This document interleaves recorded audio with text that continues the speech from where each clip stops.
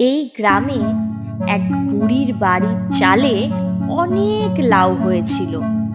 বুড়ির প্রতিদিন লাউ খেয়ে খেয়ে তার আর ইচ্ছে করতো না লাউ খেতে। একদিন এই লাউ মনে হচ্ছে আমাকে বৈরাগী বানিয়ে ছাড়বে। আজ আর আমি এই লাউ মুখে তুলব না। মাছ আমাকে খেতেই হবে, কিন্তু মাছ পাই কোথায়? যাই দেখি, ছিপ নিয়ে যদি কিছু মাছ পাই। বুড়ি ছিপ নিয়ে চলল মাছ ধরতে।